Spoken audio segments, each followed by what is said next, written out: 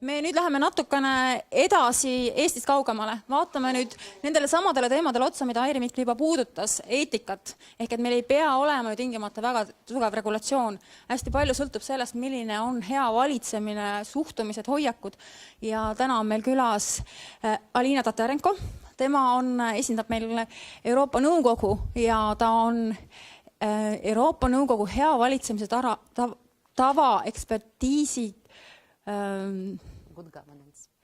nõukogu juht. Just. Et ta on pikka aega, ta on pärit Ukrainast, aga ta viimased 15 aastat on töötanud Euroopa Nõukogus Strasbourgis ja ta on väga palju kokku puutunud just nimelt kohalike omavalitsuste eetika, avaliku eetika ja nende teemadega. Ja ta annab meile selles mõttes sellise Euroopa pilgu nendele teemadele, mis kohalike omavalitsusi puudutab. Ja ei saa märkimata jätta, et ta on meie algava projekti üks peamine kontaktisik Euroopa Nõukogu poolt ja ka tänane üritus on tänu Euroopa Nõukogu toetusele üldse aset leidmas.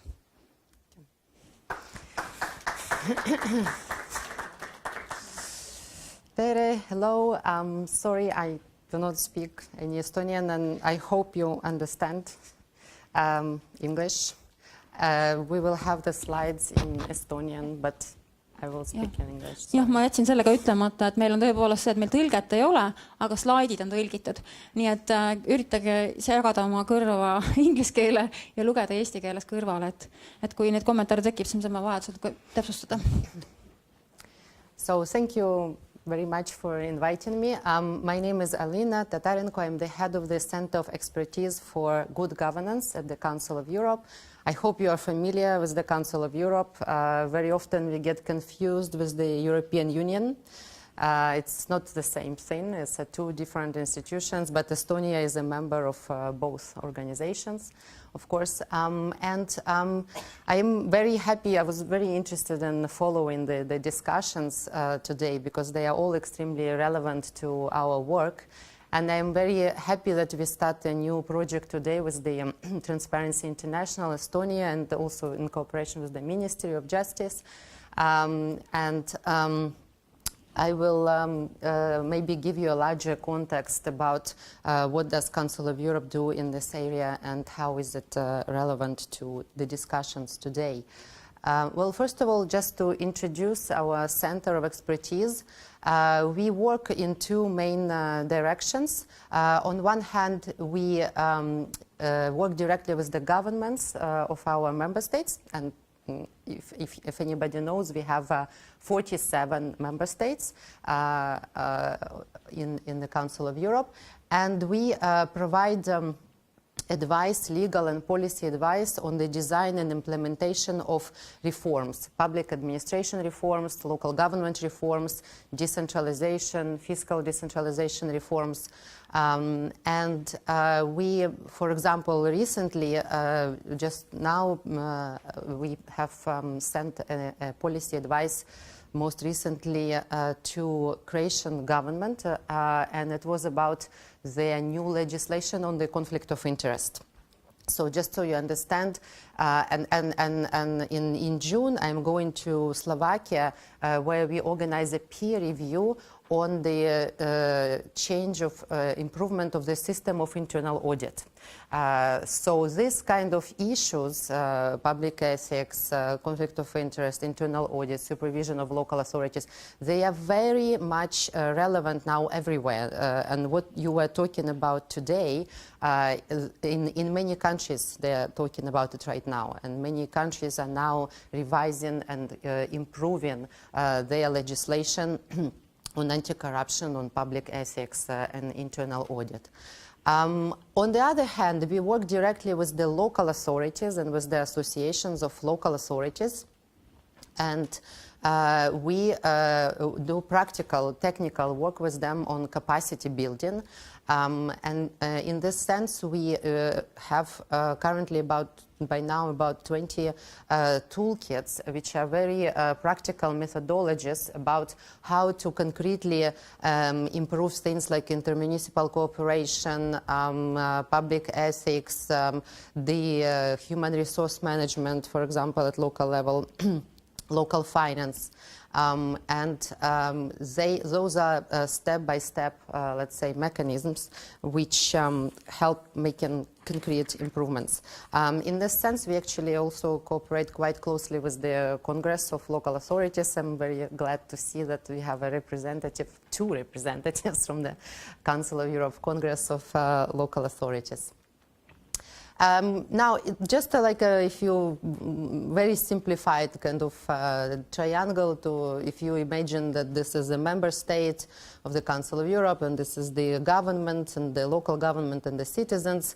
So the relations between the central authorities and local authorities are regulated by the, obviously, Council of Europe Charter for local self-government, of which Congress is the guardian and does regular monitorings on how the charter is implemented in the member states. And also we have a number of recommendations at the European level about how to ensure the independence, autonomy, and strong local democracy in our members. And then there are also relations between local authorities and the citizens, and this is about the provision of good governance and good public services at local level. And here we talk about the strategy for good governance and the 12 principles of good governance which were adopted by the Council of Europe Committee of Ministers more than 10 years ago. And here also come our concrete toolkits, capacity building toolkits for local authorities. Now, what are this? My presentation is mainly about public ethics in the context of good governance. And what is good governance? How do we understand good governance at the Council of Europe? Well, we understand good governance with our main reference for what good governance is and it is encapsulated in the 12 principles of good governance, and they represent the fundamental values of European democracy and the common vision for good democratic governance in Europe. And by reference to these 12 principles, local authorities, and not just local authorities because they are applicable to every level, multi-level governance, local, regional, central authorities, they can refer to these 12 principles in order to improve their governance. And obviously, citizens expect they're paying taxes, so they expect good services and good governance. So here you see these 12 principles of good governance. This is a short, so to speak, description, short representation. First principle is about citizen participation. Second one is about responsiveness of authorities to the citizens' expectations. Then it's efficiency, effectiveness, openness, transparency, rule of law, ethical conduct, which is also about preventing corruption. Then seventh principle is about competence and capacity of authorities to deliver governance. Innovation, openness to change, sustainability, sound financial management, respect for human rights, cultural diversity and social cohesion, and of course, accountability. You can see more about each of these principles because under each principle, it's not just a mere declaration. Each principle is broken down into very specific criteria. And under each criteria, you have indicators. So by referring and by assessing yourself, your municipality, or your government to these indicators, according to these 12 principles, you can actually make a conclusion if it's a good governance or bad governance, where you are on a scale, and how and what exactly you can improve it. And here you see some references to the toolkit, to the video benchmark, and our website. So, for example, if you take a principle which is of main interest here is principle number 6. It's about ethical conduct. What does it mean? Here you see the criteria for us. You see that the ethical conduct is about the public good, which is placed above the individual interest. There are effective measures to prevent and combat all forms of corruption. And conflicts of interest are declared in timely manner, and persons involved must abstain from taking part in relevant decisions. And then on the right side, you see the indicators, which are more specific for each criteria. For example, public policies are decided taking into account the general welfare role of the municipalities. Local public interest guides the allocation of budgetary sources. Codes of conduct specify ethical standards expected of the elected representatives. Specific procedures have been adopted for decisions in areas which are vulnerable to corruption. Annual review of anti-corruption arrangements is undertaken, for example, by internal or external audit. Personnel policies require staff to be appointed, promoted, or awarded on merit. Elected representatives and staff are required to declare any potential conflict of interest. Municipalities ensure an effective and efficient procurement and uses pre-selection criteria. Municipalities ensure free access to public procurement documents and decisions with regard to the awarding of the contract. And then underneath you see a question. This is a part of the benchmark of good governance. So these are the indicators against which a municipality or any other government can assess itself. And then you can compare this assessment to the assessment by the citizens. So we propose that in the parallel with self-assessment, you do the opinion polls of the citizens. And you can ask the citizens, in this municipality, all persons enjoy equal treatment, irrespective of their connections with elected representatives or officials. And then you can compare the rating and the answers that your citizens give to you. You can compare it with your self-assessment and make conclusions. Next slide is about mainly our general relation, because very often people ask us, they work on, SDGs, the Sustainable Development Goals of the United Nations. There is a lot of work going on done by the UCLG and the United Nations, as well as the United Local Governments, United Cities and Local Governments. So we are very much cooperating with them on the issues of open government and on the sustainable development goals, such as, for example, our toolkits and our work directly contributes to the implementation of the Goal 11 and Goal 16, which is about sustainable cities and good governance, good institutions, public institutions.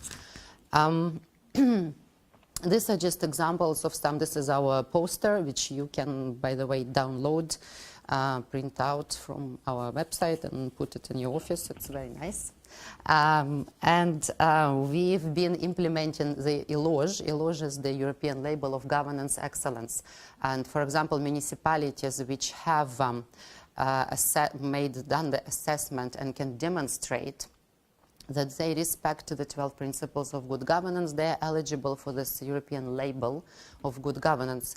We have done these projects with many countries already. Currently, there is one ongoing with the municipalities of France. Romanian Institute for Public Administration has just requested an accreditation. They will be doing it this year. Last year it was done in Poland. It has been going on for many years already in Bulgaria, Norway, Malta. Greece did it last year. Basque region in Spain has conducted it, and we had extremely positive feedback from all of these countries. So we invite Estonia to join this community of good governance countries, and I really hope that perhaps the next step after this one, as a next step, maybe we could help implement the good governance assessment project in Estonia. I think it would be interesting. Next year we start implementing it with Lithuania, by the way.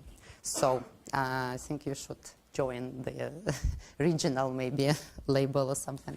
And then we have the toolkit which helps. We have a separate toolkit on public ethics, which by implementing which it directly contributes to implementation of the good governance benchmark.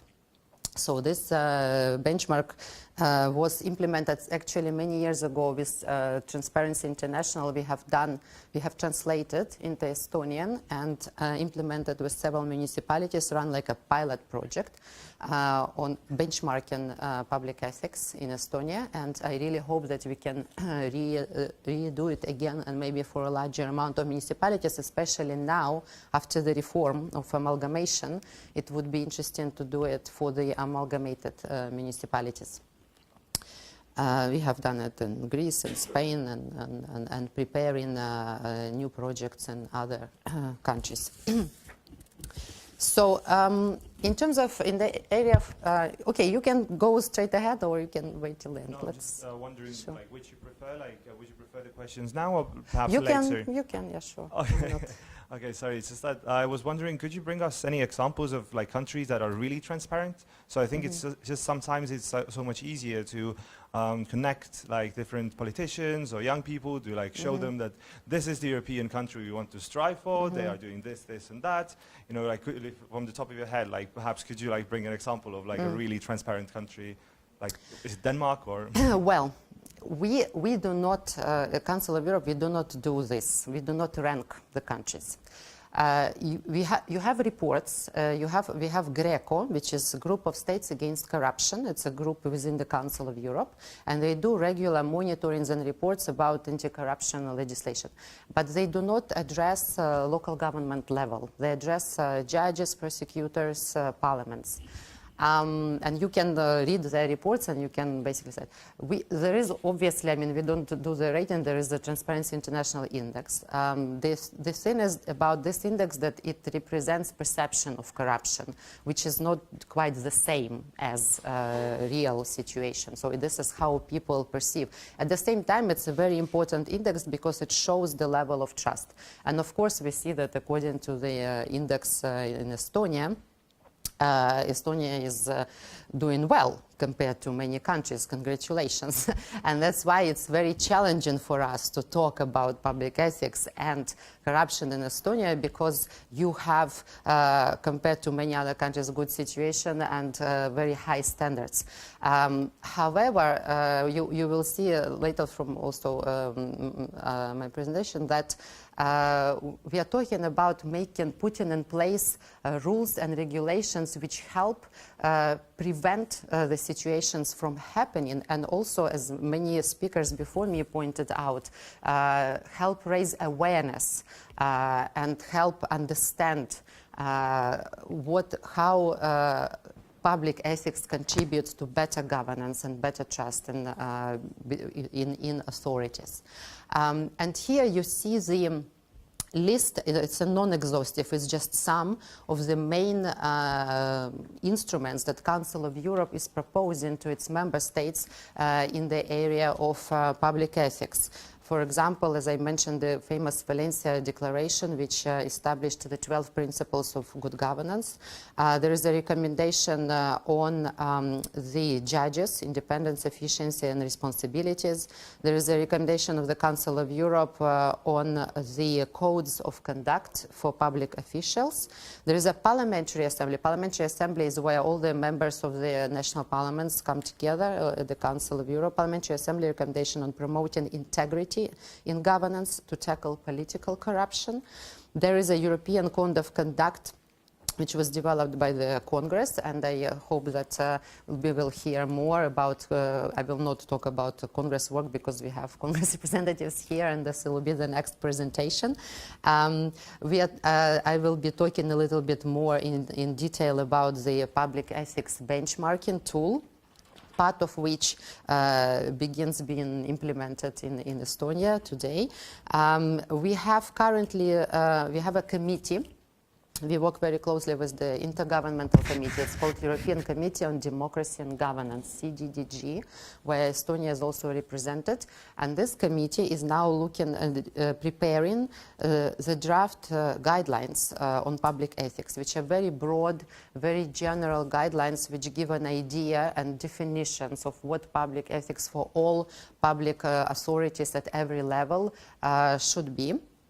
And we have just finalized the very special management guide, which provides ethical frameworks for public organizations and public services. And I'm grateful to see Iva here. She's one of the main authors of this guide. So these are all instruments that can be used and can be taken on board, and where authorities which have tried implementing those, they actually provided us with a very positive feedback. So I would highly recommend that you look into them, and we will be happy to provide any assistance and cooperation necessary for this. So as we mentioned before, why are we paying so much attention to these issues? And corruption is a subject of this conference today, and is the main subject of the project that we begin. But I just want to emphasize that it's only part of a larger issue of public ethics. So public ethics is not about corruption. It has, as a part of it, establishment of the prevention mechanisms for corruption. However, it is a very important issue, and the main reason why is because the consequences of corruption are so bad, and they have to be addressed. And these consequences include, most importantly, loss of trust. And if loss of trust of citizens in their local authorities, but also loss of trust of between central authorities and local authorities. And very often central governments use corruption as an excuse, for example, not to do decentralization reforms, not to transfer powers, responsibilities and resources to local level, because they say, how can we do this? They are all corrupt, they will not be able to deal with these resources, they will steal the money. We hear this all the time. So that's why it is so important to address this and to build capacities of local and central authorities and have very strong prevention mechanisms. The legal consequences, of course, are huge. The deviation from public spending ends up in a very big financial losses from corruption. One of the interesting consequences is exclusion of women and minorities. In many countries, we see that where corruption takes place, these are mainly societies where there is less citizen participation and less participation from larger segments of societies. There is less talent retention, there is diminished capacity to innovate, and there is a huge financial impact. There was a recent report from the European Union which showed that the losses from corruption only in the 28 European member states of the European Union amounted to like triple amount of the whole budget of the European Union, which is pretty amazing. I have also in the previous slide forgotten to add that another relevant instrument of the Council of Europe, because it's actually quite new, it was just adopted a couple of weeks ago, is a new recommendation on the supervision of local authorities.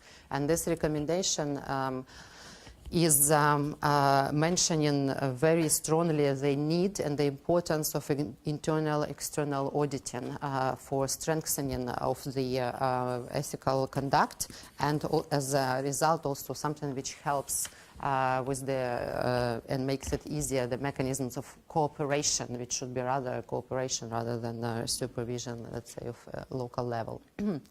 So, and this is what I mentioned about women. Well, again, congratulations, Estonia. We know that women participation is very high in your country, but it doesn't mean that you have to relax and kind of sleep on your laurels, I think. But there's been interesting data which shows that the more women and minorities, let's say, the better participation in public governance, in public institutions and public administration, the less corruption we see. For example, big corruption scandals of which we know in FIFA, Volkswagen, Rolls-Royce, they are largely men-dominated organizations. And it doesn't mean that men are more corrupt than women. It just means that by denying participation to other representatives from other parts of the society, you create a less democratic governance, which is more prone to corruption. And we know that again, this is not a conclusive evidence. This is just some data that has been collected so far. But for example, the agency in Austria claims that from the corruption cases that were known to them, and it's extremely hard to collect data on corruption because it's very hard to convict people and it doesn't always come out, but from the cases which are known, only 20% of women are involved in big corruption scandals cases. So it is kind of goes very much hand in hand, better representation, better gender equality, and better governance, and as a result, higher standards of public ethics. So I think it's kind of one of the indicators which is good to keep in mind. So these are some of the solutions that are proposed for establishing the formal frameworks for public ethics, such as guidelines for actions, procedures to verify assets, declarations, bylaws to prevent conflicts of interests, general legal solutions regarding public procurement, regulations concerning additional employment, rules of contact with lobbyists, personnel recruitment and promotion procedures. I mean, these are all things that can be done in order to help create this ethical infrastructure. And this toolkit on public ethics that I've been mentioning is actually about helping to build this ethical infrastructure. So I'm not going to dwell on the, these are basically key elements of the formal anti-corruption systems, which have been mentioned actually many times here already. One of them is the corruption risk analysis, is the analysis which is the practical tool which is proposed as a part of our tool and which we will be implementing later. So the public ethics toolkit, which you can find and download on our website, but it's also now been translated into Estonian, consists of two main parts. And first part is about the corruption risk analysis, provides the overview of most important mechanisms for counteracting corruption risks in public administration. And it presents the methodology of assessment of the level of the risks of corruption, not of corruption, but risks. And the second part is the methodology for benchmarking and improving the public ethics of local level, and which consists of 3 steps: adaptation of the scorecard, and which was actually also done here before on a small scale though, self-assessments, and also peer reviews between the municipalities. The risk analysis tools were developed several decades ago for the needs of businesses. So it comes from the originally, this tool comes from the private sector. And these tools, they are becoming more and more popular in public administration. The goal of such tools is not to detect the existing corruption phenomenon, but to assess the risk that this might materialize. High risk analysis tools can provide effective prevention and protection from potential negative circumstances. And based on the result of risk analysis, the processes within the institution are divided into safe ones and the safe processes, and the processes which are high risk. And this I understand what will happen. And risks, for example, include things like any areas where you have any kind of cash transactions, where you have to take decisions on expenditures made by individuals, avoiding contracts, giving opportunity to use limited resources, making decisions concerning selections of the place of service, making decisions regarding promotions, and things like that. And then there are these are just some examples of factors which can accompany the likelihoods of such risks, existence of or absence of competition, amount of funds, existence of disputable issues, existence of complaints. So development of procedures which reduce the likelihood of such risks would not eliminate the risk, which is why it is important to have this constant internal control mechanisms. And this is one of the things that we do as a part of the implementation of this toolkit. We sit down, we build, we don't do training, for example, or we do not present anything about ethics like I do right now. When we work with local authorities, we do concrete projects with them. So we sit down and we develop things like service cards.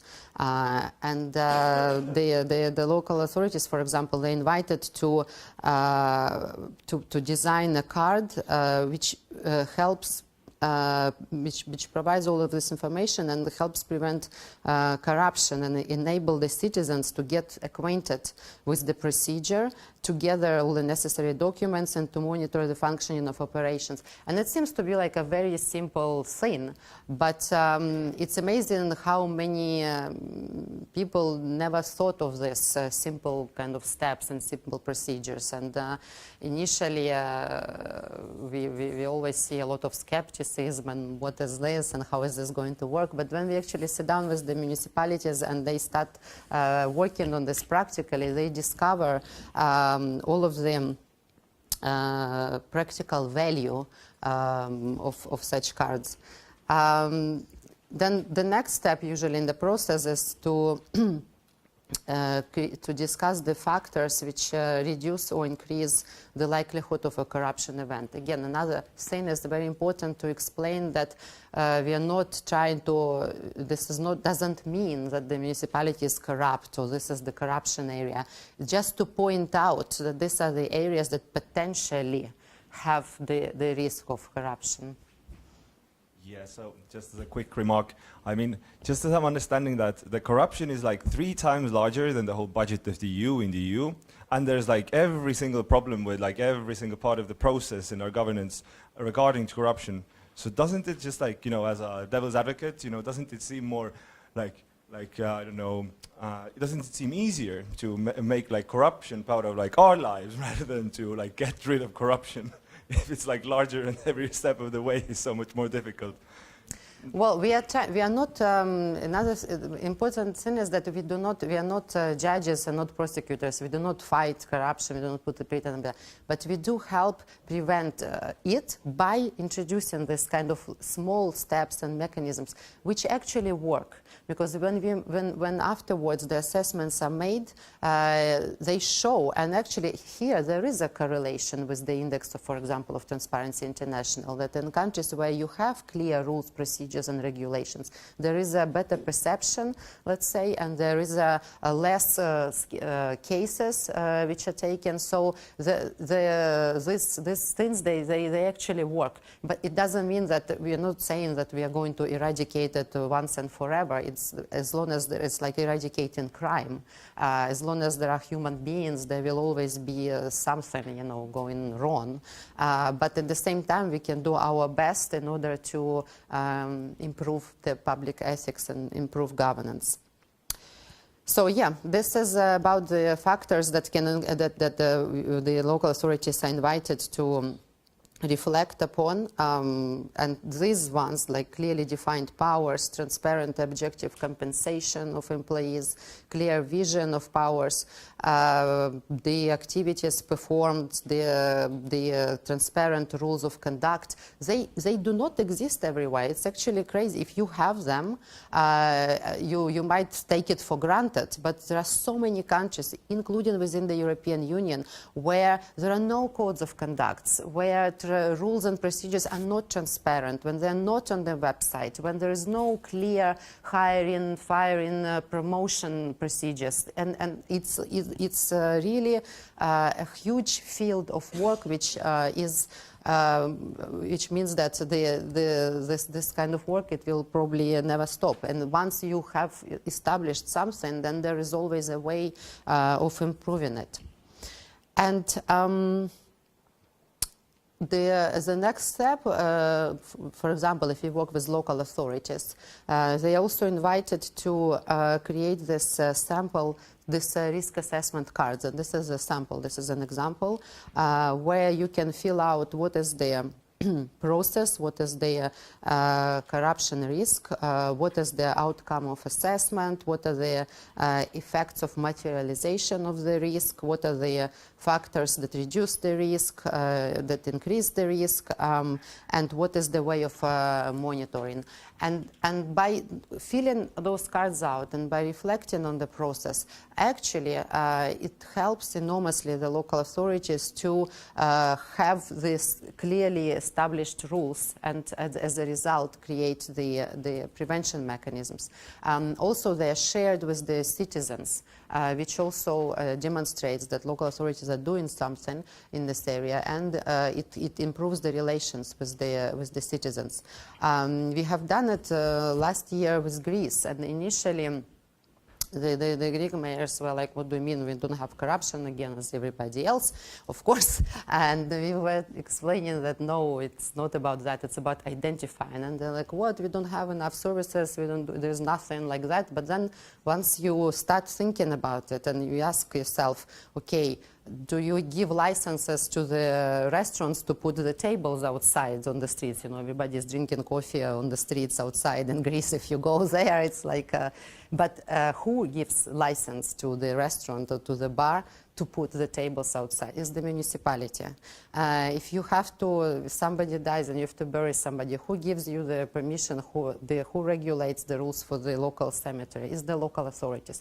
All this, and when you start giving this kind of examples, and then they realize that, oh my God, you know, almost everything they do involves some kind of permission, transactions, someone's making money out of it, there is some kind of preparation, some kind of contract, and it turns out they all represent potentially a risk for corruption, and something can be done about it. And again, we had a final conference to discuss the results of this project, and the feedback was very positive. I heard mayors saying that it opened my eyes, we have never thought along these lines, and it really helped our municipality to establish clear rules.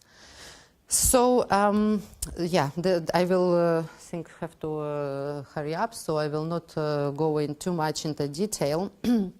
But here you have examples on the risk reduction and elimination, and then these are the examples of the evaluation of risks in the municipalities, but then again it can be adapted anywhere else.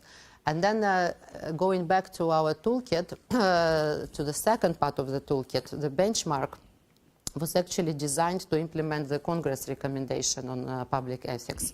And it follows chapter by chapter the areas such as status of local elected representatives, funding of political parties, control and audit of local authorities, status of public servants, transparency of administrative procedures, local authorities' relations with the private sector. And each of these chapters is broken down. I mean, this is how it looks. It doesn't matter if you cannot read it. It's just to show you that this is what it looks like, the benchmark. For example, you have in the first chapter, you have the name of the activity, such as, for example, adoption of the code of conduct, which has to have these things, which has to address conflicts of interest, holding incompatible positions, transparent decision making. Then you have in the next column the standard verification. So if you have a code or not, and if you do, does it have all these elements? What are the other means? Well, then you have a maximum score and the score. And basically, by implementing this benchmark, municipalities do the self-assessments, they score themselves, then they can be scored also by the citizens. They can see where they are compared to other municipalities, compared to what is the maximum score in the country, what is the minimum score in the country, what is the average score. For example, the municipality of Tartu has 90 points. And they see that the average in Estonia is 100 points. Okay, they understand that they are below, and they look where do they have lower points, and they know exactly what they can do in order to improve the score. And actually, it's like a game you play, but then it actually leads to some concrete results. And then to finish, I will just show one more time that I have already mentioned the guidelines of the Committee on Democracy and Governance. They will go into the Committee of Ministers at the end of the year, and they will be officially adopted hopefully by the end of this year. They recommend to all of the member states to draw up a public ethics strategy at national, regional and local level and encourage and ensure compliance with the principles of public ethics. And then the management guide, which has just been finalized and is, I think, already or will soon be on our website. It's actually quite a long and comprehensive document which provides also very concrete steps on how to address public ethics from the management point of view at every level of public administration. So this is in a nutshell. Thank you very much. I was trying to be brief, but if you have any questions, let me know, and I will be very happy to follow and to see what will be the results of the corruption risk assessment in Estonia. Thank you. Thank you, Alina.